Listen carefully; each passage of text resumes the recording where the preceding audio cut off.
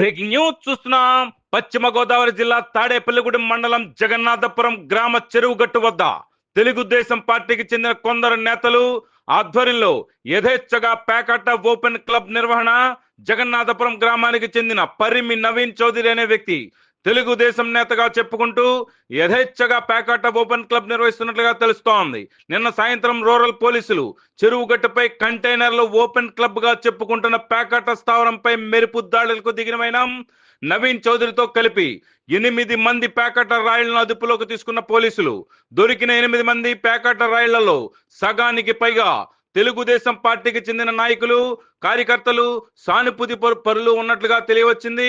అయితే దొరికిన 8 మంది కాకుండా పోలీసులు దాడులు చేసిన సమయంలో కొందరు పేకాట రాయిళ్లు తప్పించుకుని పరారైనట్లుగా సమాచారం అందుతోంది.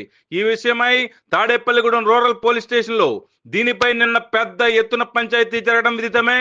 ఒక సామాజిక వర్గానికి చెందిన వ్యక్తిని వదిలి తమ సామాజిక వర్గానికి చెందిన వ్యక్తులను పోలీస్ స్టేషన్ తీసుకువస్తారా అంటూ రైడ్ లో దొరికిన నవీన్ చౌదరితో పాటుగా మిగిలిన పేకాట రాయిళ్లు పోలీసులతో వాగ్వివాదానికి దిగినట్లుగా సమాచారం అందుతోంది. ఇక ఇదే విషయంపై తాడేపల్లిగూడెం ఏఎంసీలో ఇటీవల పదవి పొందిన తెలుగుదేశం నేతతో పాటుగా ఇంకొందరు నియోజకవర్గ స్థాయి నేతలు రూరల్ పోలీస్ స్టేషన్ చేరుకోవడం తీవ్ర ఉద్రిక్తతకు దారితీసింది.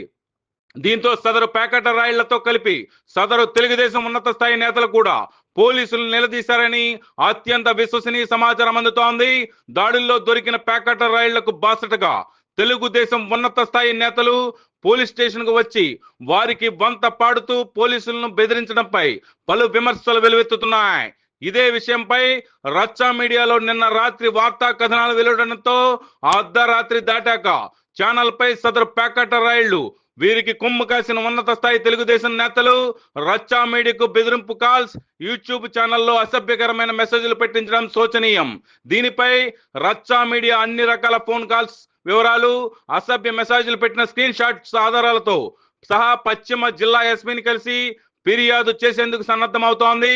కంటైనర్ లో దర్జాగా పేకాట ఓపెన్ క్లబ్ నడుపుతూ రౌడీయిజానికి, దౌర్జన్యాలకు పాల్పడుతూ ఒకవైపు పోలీసులను, ఇంకొక వైపు మీడియా ప్రతినిధులను బెదిరింపులకు దిగుతున్న నవీన్ చౌదరి, అతని సహచర పేకాట రాళ్ల పైన చట్ట ప్రకారం చర్యలు తీసుకోవాల్సిన అవసరం ఎంతైనా ఉంది.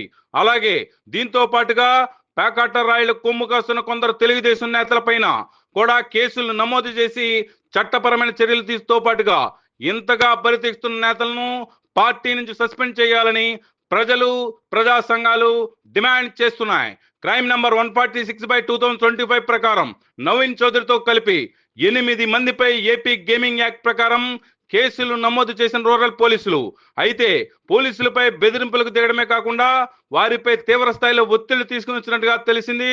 నిందితుల వద్ద నుంచి ఏ విధమైన వాహనాలు గాని, సెల్ ఫోన్లు గాని స్వాధీనం చేసుకోకుండా ఇంత పెద్ద రైడ్లో కేవలం 9,030 నగదు మాత్రమే పోలీసులు స్వాధీనం చేసుకోవడం దీనికి అద్దం పడుతోంది.